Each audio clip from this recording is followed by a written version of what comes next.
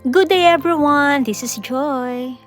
For today's video, another animal cafe ang ipapakita ko sa inyo guys. This is Hedgehog Cafe Hari Yokohama. Yes, dito lang siya sa Yokohama. This is located here in Chinatown. From Motoma Chichukagai Station, mga 5 minutes walk lang.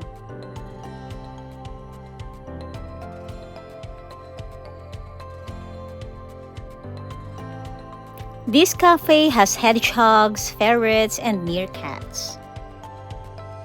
Ang cute guys ng mga hedgehogs, pag hindi sila nagalaw, para sila mga sea urchins. I thought nga nung umpisa medyo scary kasi i-imagine ko yung mga spikes na kapag nagagalaw sila, di ba? At I thought it's really dangerous. Pero hindi pala. Ang cute nila, very adorable, and you can carry them. Of course, may ipapasuot yung staff sa inyo ng mga gloves. So each animal, iba yung sa hedgehogs, iba yung sa ferrets, at iba yung sa meerkats na gagamiting hand gloves.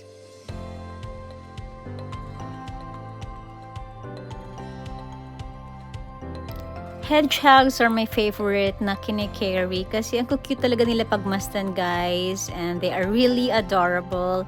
Yung ang laki ng body nila, tapos ang liit ng face nila, tapos yung legs nila ang liit din. I enjoyed playing with these cuties. Grabe, parang gusto ko nang iuwi. They also have lizards here. Kaso I'm not a fan of lizards. Medyo takot ako sa mga ganyang klaseng animals. And yung ferrets naman, nung nag-visit ako, natutulog. Pero ang cute din pagmasdan. And first time ko rin makahawak ng ferrets. And then yung meerkats naman nila, super active guys. Sobrang likot. And yes, I got the chance to play with this meerkat for 5 minutes kasi yun lang yung allowed nila. And then, hindi nila sabay-sabay nilalabas yung mga meerkats, yung iba naka-cage talaga.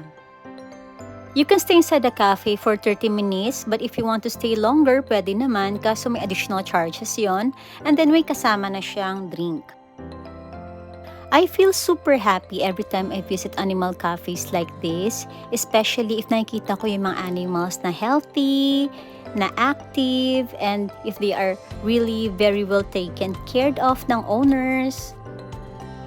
I really enjoyed playing with these animals, especially yung mga rare animals na ganito, yung mga hedgehogs, meerkats, ferrets. Syempre, hindi naman lagi natin yan guys nakakalaro. And super happy ako na may mga ganitong animal cafes dito sa Japan. And hope guys may experience nyo din kasi super saya talaga. It's super fun and you will really enjoy it. Thank you guys for watching this video. Till our next vlog. See ya!